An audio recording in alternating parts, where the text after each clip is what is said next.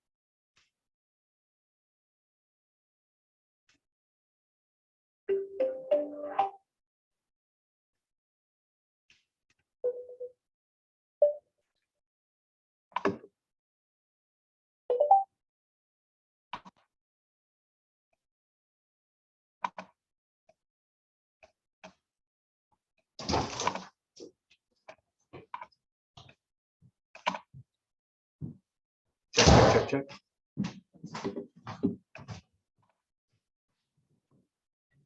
Shalom, Dalia.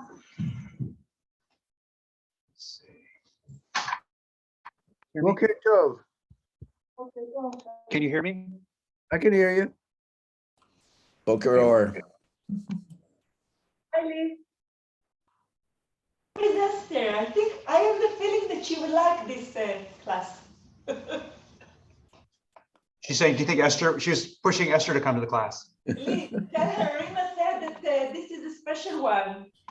It's about the heart of a lonely man. What? What did he say?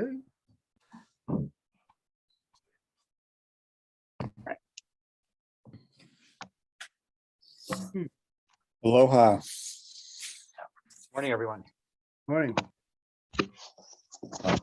There we go. Now we're playing with power. Let me turn the volume up a little bit. Okay.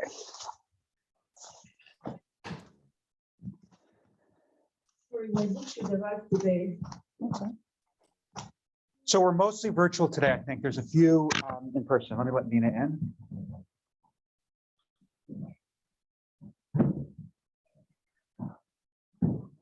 Where is Elliot? Lee, is he okay? Yeah, Elliot's fine. Elliot has a bar mitzvah today. Oh. He's got a family simcha. Oh, look, it's not on the, wait a second. Sorry, they moved the laptop computer in here, which has all the right settings. So I don't know why I'm not getting the, So I see and hear you. Do you see and hear us? there we go. Yes. Yeah, no, I see and hear you. I had the wrong camera on. I Okay. was giving the camera from my laptop instead of from the device. You're choosing such a nice background. It's beautiful. All righty. Boker Tov, everyone. Okay, Joe. So we had read the introduction, and then we had read a little bit of this issue of loneliness. Right, we read a little bit of the first chapter, and we kind of left off in this question of, you know, is there a difference between man of faith versus humanity? And Len and I actually had a lovely email exchange afterwards. You know, he's introduced a new term that we haven't seen before, which is the man of faith. And what is that? Right? If you look towards the end of the paragraph on page 4, I'm a man of faith for whom to be means to believe. So it's just a new thing that's coming in for him. Yeah. So let's pick up where it says apparently in this role as a man of faith. You see where I'm at the top of page 5? Oh, we should say our bracha. Baruch atah Adonai Eloheinu melech haolam asher kidshanu b'mitzvotav v'tzivanu la'asok b'divrei Torah. Praised are you, God, for giving us Torah with which to busy ourselves. So, apparently in this role as a man of faith, I must experience. Apparently in this role as a man of faith, I must experience a sense of loneliness, which is of a compound nature. It is a blend of that which is inseparably interwoven into the very texture of the faith gesture, characterizing the unfluctuating metaphysical destiny of the man of faith, and of that which is extraneous to the act of believing and stems from the ever-changing human historical situation with all its whimsicality. Okay, let's try and unpack the sentence because this is a really complex sentence. It is a blend of that which is inseparably interwoven, right? So the loneliness is not a singular feeling, but rather comes from or is resulting from multi issues. And these blends are part of the faith gesture. In other words, when I am wrestling with faith or imagining the possibility of an entity beyond the self or within the self, or however we want to say that, it creates a sense of distance. It characterizes the unfluctuating metaphysical destiny of the man of faith, right? This is something that doesn't change in terms of, it's a direction, it's a purpose. And it's a blend on the one hand of the faith gesture itself, right? The need that the man of faith has to, or the person of faith has to move in this direction. And right, the other half of the blend is the things that is extraneous to the act of believing and stems from the ever-changing human historical situation with all its whimsicality. So the loneliness is both because I strive towards faith and also because I live in history. And that creates a certain changing situation that's has a randomness and unpredictability, which I think is what he means by whimsicality. Mhm. On the one hand, the man of faith has been a solitary figure throughout the ages, indeed millennia, and no one has succeeded in escaping this unalterable destiny, which is an objective awareness rather than a subjective feeling. So again, the sense is complex to me. So on the one hand, the man of faith has been a solitary figure, which seems to imply that he's maybe an unusual type, or maybe that it's something that everybody does and fills that solitary quality.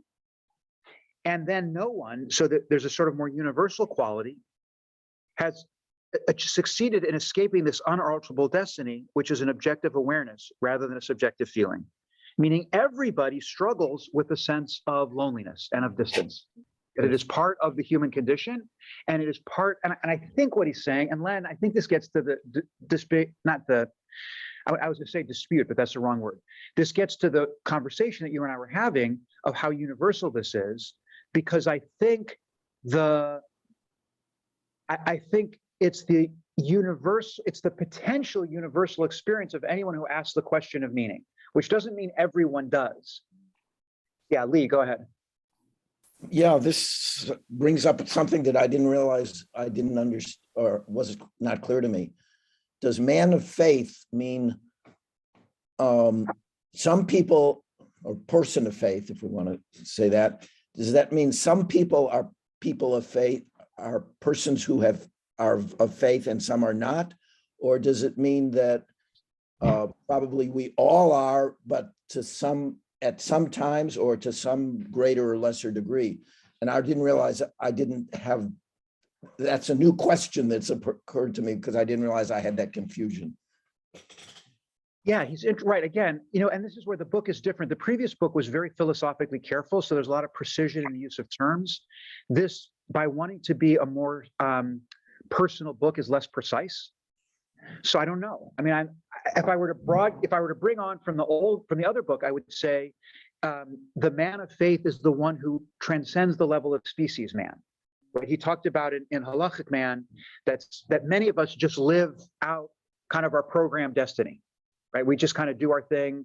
We're raised in a certain way. We're affected by certain stimuli. We never really have a lot of thought about it, and we just kind of go through it. It's relatively predictable, even what we do. I think that person wouldn't be the man of faith.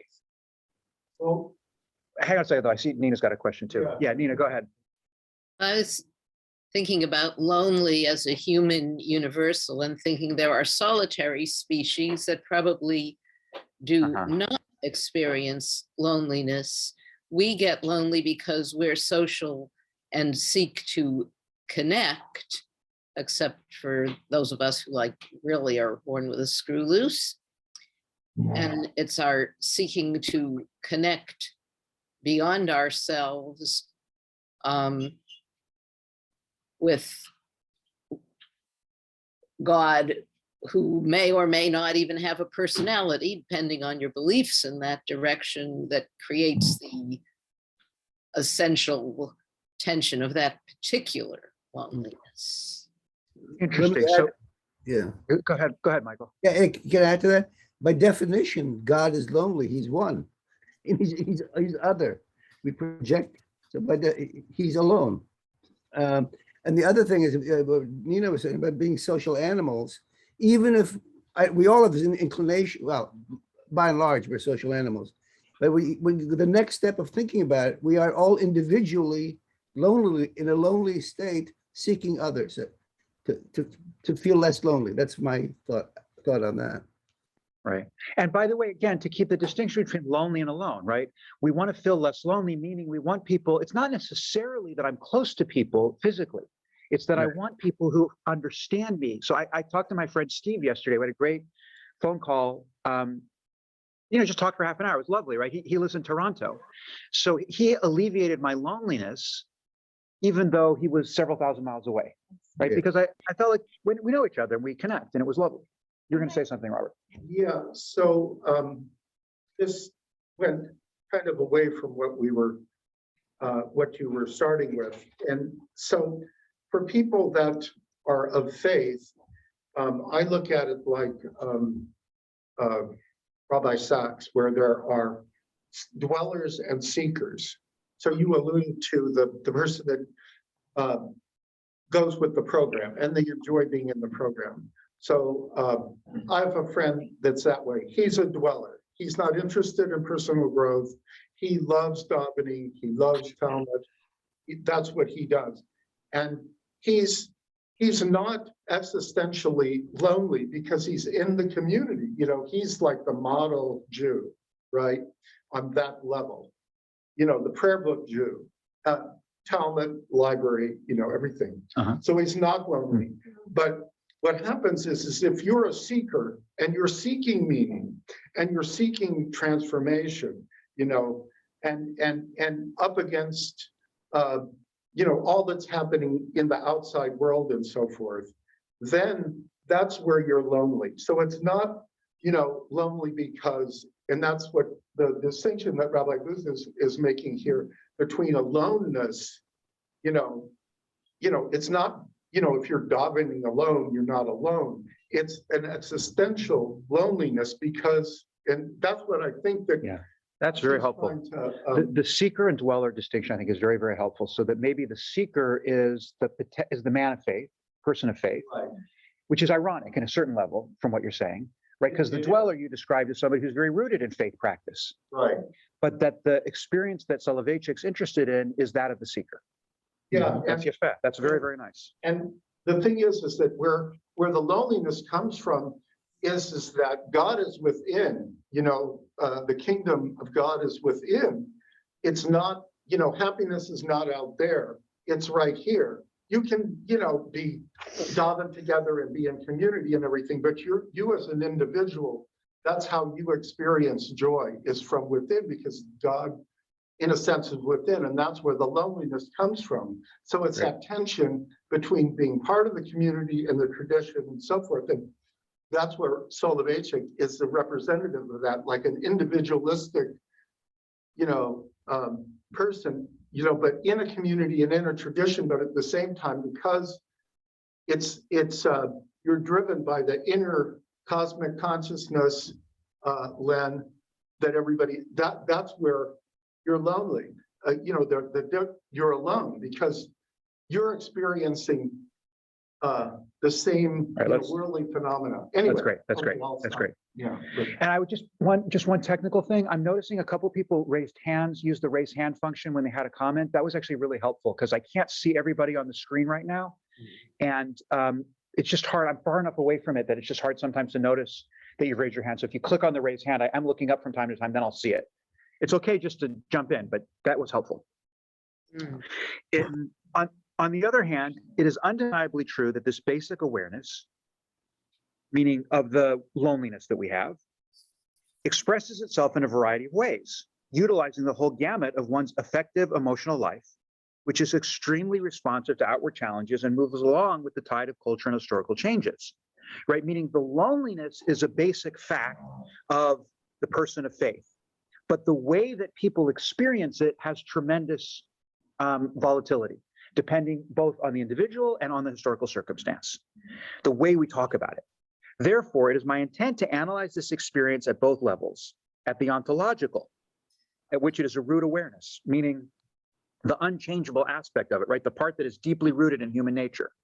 And at the historical, at which a highly sensitized and agitated heart, overwhelmed by the impact of social and cultural forces, filters this root awareness through the medium of painful, frustrating emotions. Right. So in other words, I, Soloveitchik, am going to look both at the human part, but also the element of how I experience it in Western culture today. So this is a book aimed, and I would say for me, helpfully so, but it's aimed at a specific context, meaning the context of Jews living in the West. Right. This is probably, he's upfront. This is probably going to not be as resonant, or there are elements of at least that wouldn't be relevant for, somebody living in India. Right, in Eastern culture. I mean, just the second half of the equation would be very different, the cultural context. Or even Christian, because, so what his response to Vatican II was, is they said, look, I'm not gonna get into us comparing faiths and all that. What you do has its own logic and so forth, and that's fine because you're a person of faith and that's what you're gonna do. And he can't speak for Christians and he can't speak for Indians. So let me say this though. So far, I do think he's trying to make a case that he's speaking beyond solely the Jewish audience, and he's making a more human claim. So where I think he's restricting it is to the West. So it doesn't mean that he's dictating to Christians, but I think he's trying to say, I think he believes, at least at this juncture, that this may be comprehensible to any person of faith living in the West, I think. Yeah. And I think he's well aware of it. Well, I don't know him that familiar with his literature, but I'm sure he's aware that Christians rely on the Hebrew Bible. For sure. Yeah, no, for sure. So obviously they're especially living in America where you really get a sense for more of that. Anyway. Yeah, and Heschel studied a little bit in the non-Jewish world. Soloveitchik really isn't. So I think this book might resonate. Anyway, as a matter of fact, the investigation at the second level, meaning the particular circumstance of culture, is my prime concern, since I'm mainly interested in the contemporary man of faith, who is, due to his peculiar position in our secular society, lonely in a special way. Right? This is particularly about the experience of being a person of faith in the secular society of the West. No matter how time-honored and time-hallowed the interpretation of faith and loneliness is, and it certainly goes back to the dawn of the Judaic covenant, contemporary man of faith lives through a particularly difficult and agonizing crisis. In other words, there's something about the West that makes this harder. Yeah, Lee and then Mike. Yeah. So I have one comment that I don't know that we want to go into, and then a bit of frustration. The comment is that he talks about the social and cultural forces.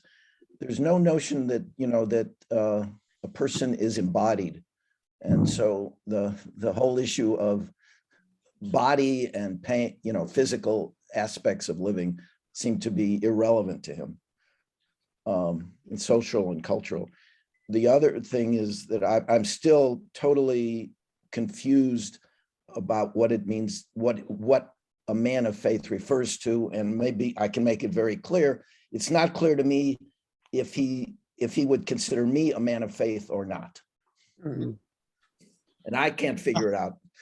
Well, don't, Lee, first of all, don't feel excluded yet. Wait a few more chapters to decide if you're being thrown out. These are both good questions. I mean, look, we know from others of his writings, particularly Halachic Man, that he is interested in the embodied self, right? One of the big strands of the Halachic Man is that we live out the mitzvot in our body. And that's one of the ways that we create a sense, or that's one of the ways that we identify that we have a creative capacity and the ability to live in a world or a drama of faith. So I do think the embodiment hasn't come up yet, but I think that's part of his thought generally. But then I agree with your frustration. I mean, we're trying to do the best we can with this phrase, man of faith, but it's not clear how inclusive or how limited it is. I don't think it's totally clear yet. I thought that Robert's distinction of seeker-dweller was very helpful, but of course it begs the question, who feels like a seeker and who feels like a dweller, and who gets to I mean, whatever. It's not totally clear even from that. It's a very helpful distinction. No, I'm saying, I of course, but I'm just saying, like, it's not, I know I have some idea to whom you're referring. I imagine there's elements that he would accept of what you said, and there might be other elements who say, wait a minute, that doesn't describe me at all. So it's a slippery. That conversation, it's a constant thing. Yeah, it's a slippery thing. Let me let Mike. Can we do gallery so we will see everyone? I can. Mike, go ahead. Yeah, David Reisman wrote a book in the, I think the 50s or 60s, The Lonely Crowd. It didn't require a definition of faith or no faith. It's just the fact is here we are surrounded by people and not particularly religious, whatever that means. We just feel lonely in a Western culture. And that I think he speaks, as you say, it's not more precise, but he speaks to that feeling that everybody has, whether they've thought about it or not. We're surrounded like people on the bus. We're all together, but we're not. We're lonely. I think he's talking to that. That's right. There is a Western, right, that's right. The Western modern secular culture creates a distance from the self. Right. And there's, the phrase that comes up in some of the like 19th century writings is anomie, that we're sort of separated from ourself in a way that other cultures aren't. Meaning we have a kind of an external self-awareness. And that creates a loneliness, so that there's an element, he's aware of this, right? So Soloveitchik is saying, what I'm doing is I'm writing to the condition of Western humanity, Western secular culture. So people who don't live in that set have a different relationship to this question of faith. And he's suggesting they still experience the loneliness, but it's going to be articulated in very different ways. And it's not that he's uninterested, it's just he's looking at his own life. And so that this is the world that's relevant to him. And that suggests to me, Lee, that the person of faith is potentially anyone, but not necessarily everyone, right? Meaning, and is it constant for a particular person? That's the thing that, I mean, at times I feel, that there's doesn't seem to be any at this point in the book, and I'm assuming that he's contained. That you don't have to know anything about what he's written in the past to understand what he's to get the points that he's trying to make here. So if he, and of course we haven't gotten very far into it, so he may be, things like embodiment may come up later. But the notion that a person is a constant from one moment to the next, as opposed to maybe at some points in the day, in the moment, you're a person of faith, and at other times you're totally just or at all you're just existing. So I mean, there's no indication of that as also a possibility for what he means by a man of faith. Maybe on every other hour I'm a person of faith, and on the other times I'm just kind of zombie walking through without being aware of any of this. Well, let's go. We're going to see in just a moment. He's going to talk a little bit about the experience, and this will start to define more carefully who this person really is. So, right, he says, I'm mainly interested in the second question, the cultural. No matter how time-honored and time-hallowed the interpretation of faith and loneliness is, and it certainly goes back to the dawn of the Judaic covenant, contemporary man of faith lives through a particularly difficult and agonizing crisis. So let me spell out this passionate experience of contemporary man of faith. And now he's speaking in the third person, but I think you should view this as very personal. He, meaning I, Soloveitchik, looks upon himself as a stranger in modern society.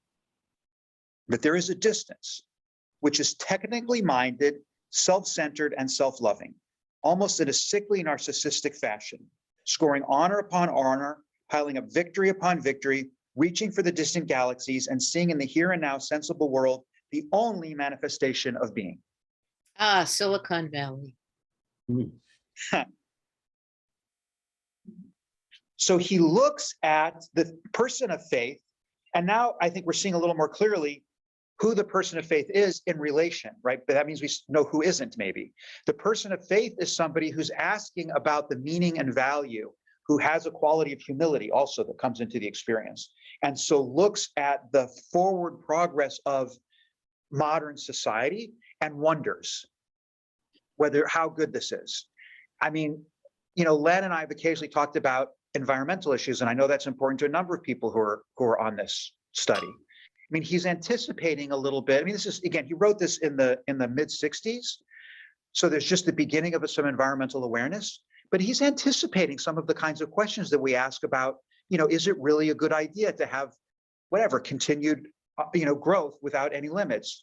What does it mean to live with respect for the world? I mean, those are all questions that are hiding in this. Mm-hmm. I don't think it's not straightforward. I don't mean to say he's an environmentalist, because I think that's a vast overread, but I think he's anticipating some of the kinds of values questions that have become actually more seen, at least in Western culture, though whether they're more prevalent is a larger question. Like we talk about them, I'm not sure that people are really, whatever. I don't know how much people really ask those questions, right? I mean, they're more, you can see them more visibly.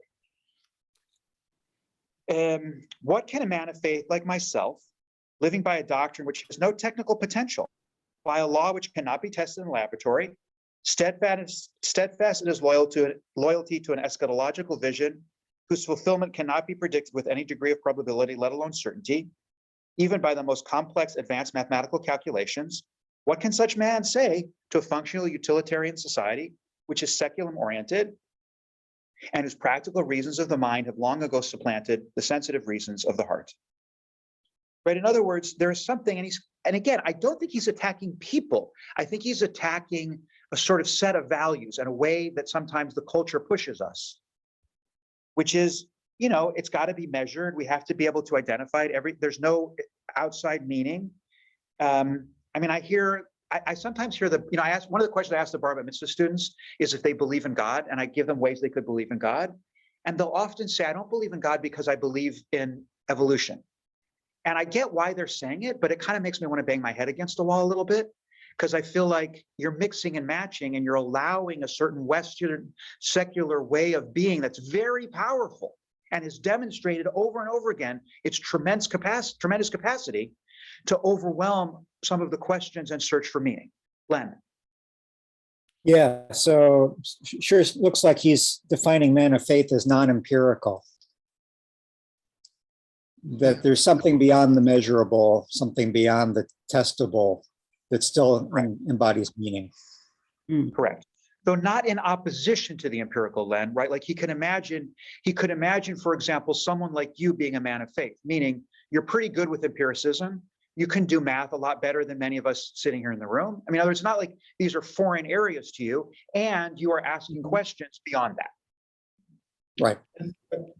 God isn't about, see, what I've been trying to say for the last 5 minutes is that to answer Len's question, Lee's question, is that I think to bring it down, whether you're a seeker or a dweller within your religion, within your faith, it's an individual who has a relationship with divinity. Right. And with that comes some experience of meaning. So even if my friend won't admit it, he gains great strength and purpose and so on, whatever it is, and contentment with Hashem, and with that's different than the rest of the world outside of that, which is secular society and the rest of it. So is that? Yeah. So right. so Okay. like divinity is always a factor in this. It's put up against the science and the rest of it. So people and that's what the unfortunately our kids are a victim of is they think that this definition of God is like it has to have a scientific definition to it when it has nothing to do with that whatsoever. Somebody I know calls it's like looking for God with a Geiger counter. Right. Anyway. All right, let's Nina, you have your hand raised, or is that an old hand raised? Yeah. No, the Silicon Valley faith in the techno fix for all human problems is also a kind of faith, but it's a less self-reflective faith that does not know it is faith. And honestly, some of the most spiritual people I've ever known were communists who have their own unachievable eschatological vision that they live in terms of with all their heart, and they're lovely people, and I think they're completely insane. I mean, faith is a complicated thing, and I think it's essential to human beings, but the less reflective you are about the fact that it is faith, the more likely you are to confuse it with objective reality. That's a good point too. My uncle, who is very ultra orthodox, and he's done some tshuva on this, but when his kids were little, he made a kind of error that he sometimes saw, he sort of parented as though his desire for his children to do things like his will was equivalent to God's will. And I think it was done with authenticity. Like, I don't think it was a mistake, right? It was very problematic in his parenting, but I don't think it was done like with bad intention. It was an error, exactly the type you're talking about. Len, your hand is still up. So I don't know if you already made the comment or you have a new comment. New comment. I think he's pointing also to the fundamental human need for both the logical, rational, and also the mystical.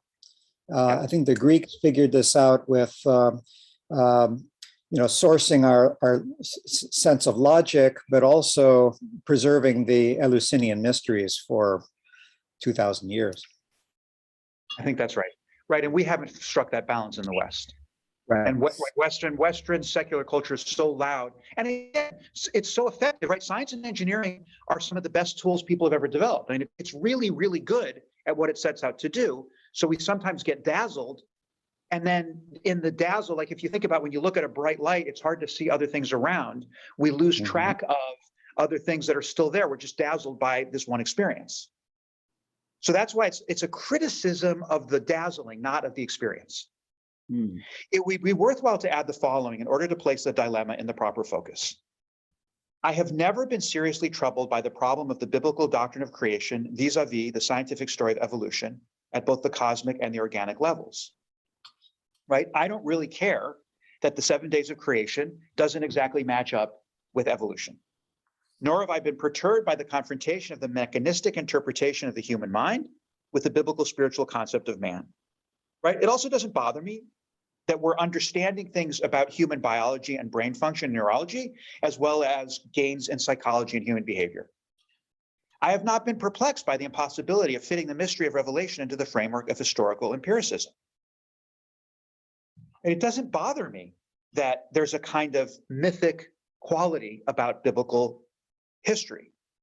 Moreover, I've not even been troubled by the theories of biblical criticism, which contradict the very foundations upon which the sanctity and integrity of the scriptures rest.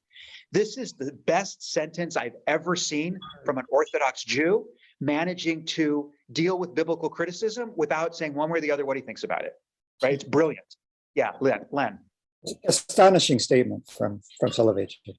Yeah, I mean, in other words, he's not saying it's untrue. He's saying, look, it might well be, he's being careful not to say that it is true. Right? In other words, biblical criticism that's written by people over a period of time, he's not saying that's untrue. He's just saying, I don't really care. Right? Or it doesn't, or I care as an intellectual person, but my problems of faith are irrelevant to the question of how the book was written and in what way. That's not what I'm thinking about. However, while theoretical oppositions and dichotomies have never tormented my thoughts, right? This is just not a thing that bothered me. I could not shake off the disquieting feeling that the practical role of the man of faith within modern society is a very difficult, indeed a paradoxical one. Right? So I'm not bothered by evolution. And I found this very persuasive and influential in my life. Like, I don't think the Bible means to describe the physical scientific creation of the world. I think it's meant to be a book of instruction about how to find meaning and what it means to be human. So I don't really care when physics identifies things that are contradictory to the biblical account, because I don't think it's a book of science. I'm not interested in the secondary literature that's arisen. You know, there's a book called, I forget the name, but he's trying to say that that the 7 days of creation really map up scientifically because God and the Big Bang. Yeah, God and the Big Bang. I'm not interested in this. I know people like it. I'm not trying to say, well, I'm not interested, right? Because it's not a question that's bothering me. And similarly with evolution, like, I don't think God literally created the world and every animal and like buried the, it's not, I'm not interested in it. But I am interested in the question of what does my life mean and where do I find that meaning? And similarly, I'm interested in the questions of biblical criticism to the degree that they illuminate the text for me, that they help me understand it better. And then it helps me maybe understand or deepen questions of faith, but I'm interested in the text as I've received it and as a community of people have lovingly engaged with it. That's where I'm interested in it. Do you say that to the kids and do they get it? You know, it depends on the kids, Nina. Yes. I mean, I don't say it exactly that way, but yes, I'll talk to them about why. One of the things I'll point out to them, they'll almost always, walk into my little trap, which is they'll say, I believe in evolution rather than, I believe in science rather than the Bible. And I'll say, you're supposed to believe in the Bible. You can believe in the Bible, but science is not a thing that one believes, right? Science is a thing that one does. And we talk a little bit about, they try to explain, we have information, and science is in the business of trying to explain causation and what happens to that, meaning it's a different kind of language even than the language of faith. That's a different purpose. It's a totally different person. And some of the kids, I mean, look, they're 12 and 13-year-old kids, right? So some of them get it, and some of them, I think, are like happy that I'm talking to them, and then we kind of move on to the next thing. Okay. The purpose of this essay then is to define the great dilemma confronting contemporary man of faith. Or Nina, to put it another way, yes, I talk about that with the Bar Mitzvah kids, but what's so essential is that people actually engage in Jewish learning as adults. Because when you're 12 years old, you're asking adolescent, childlike questions about faith and Judaism, because that's where you are developmentally. And the great tragedy of modern Jewish life, and why I'm really a fan of Jewish education, I keep wanting to build things like a Beit Midrash and whatever, is that I think adults need to encounter these traditions themselves and ask adult questions about them when they're ready for those kinds of issues in their life. Yeah, Mike. Yeah, could you help me define biblical criticism? I actually don't understand that term as he uses it. Is it like Talmudic commentary on the Torah, or is it? No, it means the academic study of the Bible. So the whole genre of literature beginning in the 1800s that started to identify that the Bible is sources written over a period of time in certain specific locations that uses philology, language science, and whatever else to kind of understand where and when the text is from. Okay, thank So you. it's the way the Bible studied in the academy. Okay, thank you. And by the way, to this point, like one of the things I did in Israel when I was first in Israel, the first year I spent in Israel for rabbinical school, I went the summer before because I wanted to brush up my Hebrew, whatever. There are a lot of reasons I wanted to spend some time before we started rabbinical school classes. So I thought about studying in a traditional yeshiva, and I approached the Rosh Yeshiva about doing their summer session, and I explained that I was a rabbinical student in the conservative movement, and he said they would accept me provided that I signed a paper saying that the Torah was written from Sinai and revealed to Moses. And I said I couldn't do it, so I didn't go. So they were pushing for a rejection of biblical criticism. And I had to explicitly reject biblical criticism to go there. Soloveitchik, I think, would have just said, okay, great, biblical criticism. If you learn something useful, come let me know. Otherwise, I'm not really that interested in your problem. Thank you. Okay, sure. Of course, as I've already remarked, by defining the dilemma, we do not expect to find its solution, for the dilemma is insoluble. I'm not going to fix this for you. In other words, this has been going on a long time, and it's going to keep going on, but let's at least identify the problem. If we can ask some of the right questions, we may be able to at least make some progress. However, the defining itself is a worthwhile cognitive gesture, which I hope will yield a better understanding of ourselves and our commitment. Right? If we play and ask the question, it's going to help. Knowledge in general and self-knowledge in particular, and I think this is your point about the seeker, by the way, because the seeker seeks many things, but including self-knowledge, are gained not only from discovering logical answers, right? There's the scientific piece to understand logically, and this is a part of self-knowledge, right? Sometimes I understand where my motivations or behaviors are coming from, and there's a kind of logical, empirical dimension to that, right? I'm trying to think of a good example. I know that if I don't get enough sleep, I'm a little more impatient, right? That's a very empirical realization, right? I know that if I eat well, I feel better the next day. Those are just empirical observations about an interaction between self and mood. But there are other deeper motivations of what is it that impels me towards love and human connection that's a much deeper issue. Lee and then Mike. No, I'm okay. Okay. I guess I view this a little even more fundamentally. If you remember the short drash that Eliot did, I guess it was on Rosh Hashanah, and he and I talked about this when he was formulating it. But one of the things that he says that he views as fundamental to Judaism is this ability to hold dichotomous and views at the same time. To me, the ultimate is, you have a piece of paper in one pocket that says, for me, the world was created. In the other pocket, you have a piece of paper that says, I'm just dust. And this is something that he views and I view as fundamentally fundamental to Judaism, this ability to hold things that seem to be contradictory. So the notion of that's great. biblical criticism versus from Sinai, or evolution versus whatever, all of these things I think are, it's not just something, well, you know, I can kind of live with it. It's fundamental. Yafeh. And by the way, what you're saying is really great. Like, he's the founder of Yeshiva University, Soloveitchik is. And do you know their slogan? All right. It's Torah.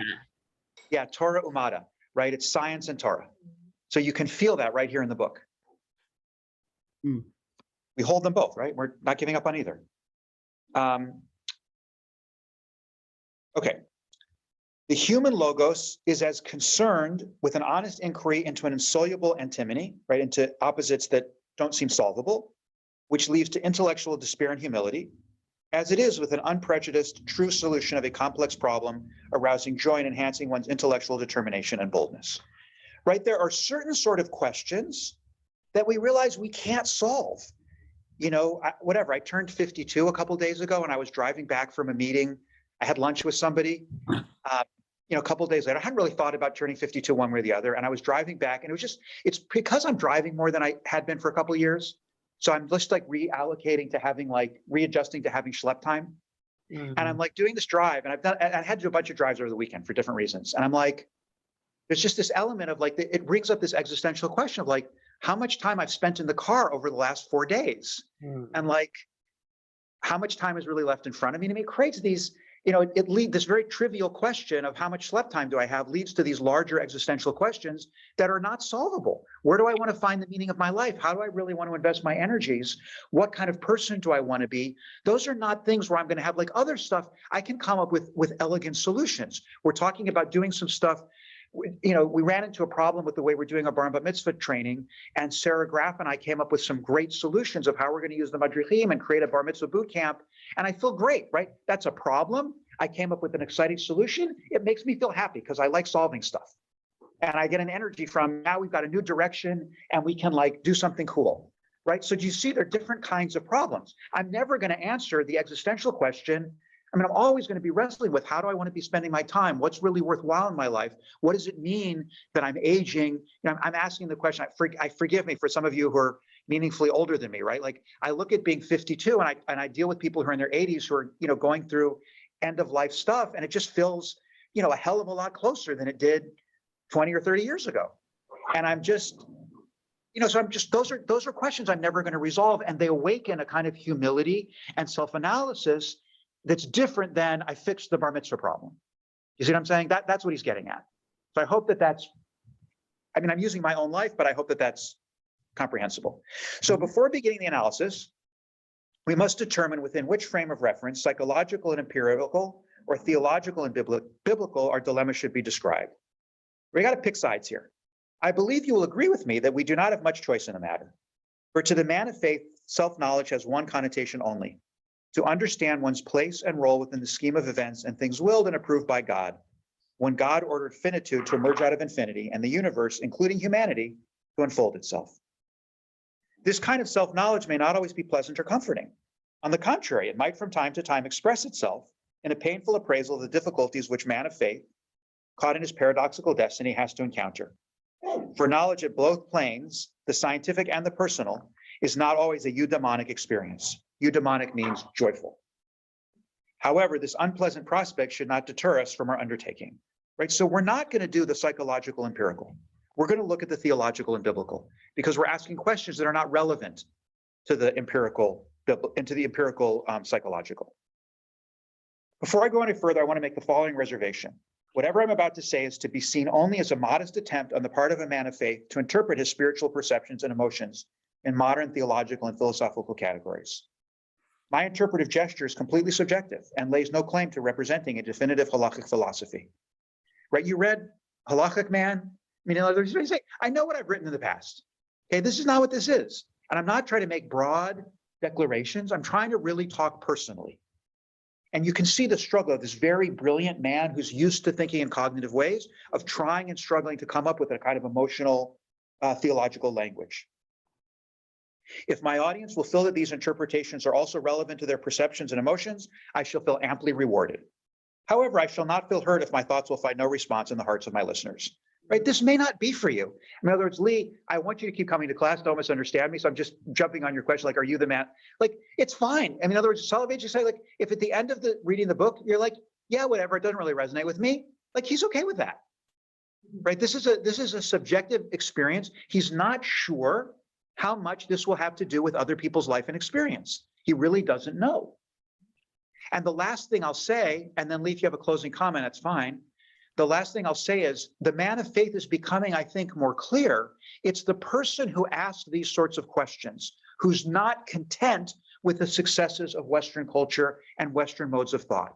The person who lives in and is content with those modes of thought isn't a man of faith, which is a little different than your dweller-seeker distinction. It's overlaps, it's a little different. And I think there is a criticism that he's saying of that individual.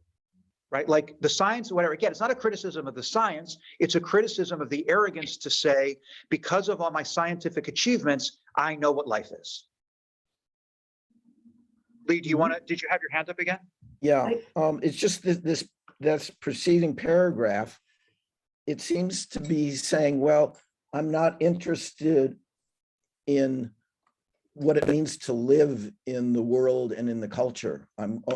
It's got to be one or the other. You either work on the issues of the faith issues, or you ignore the empirical and the psychological, and I'm assuming also means the realities or the practical realities of living day to day. Maybe I'm misinterpreting it. I think that's an overstatement, Lee. I think what he's saying is this book is about the problem of the man of faith. This book is about that issue of wrestling with meaning and not about the day-to-day.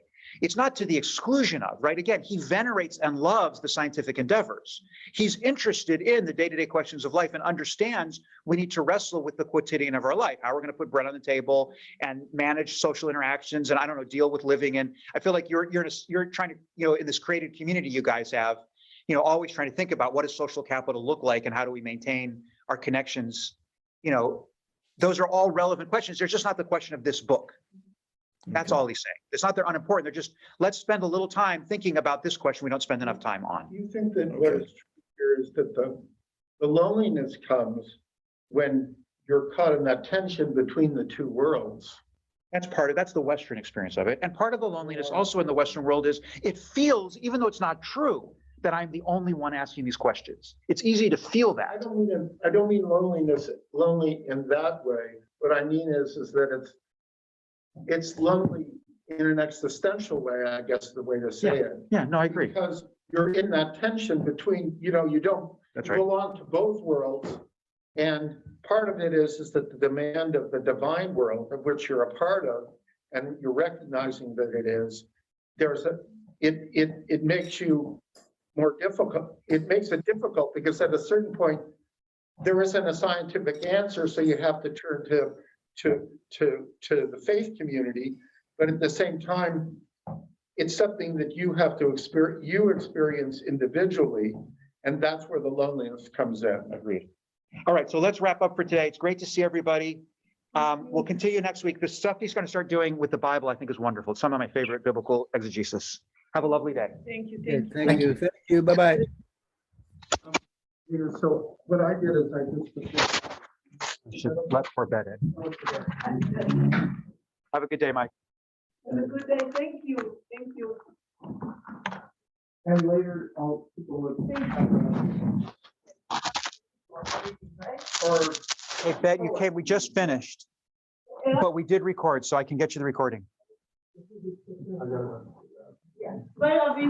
Bye-bye, have a lovely day. I remember how I promised you.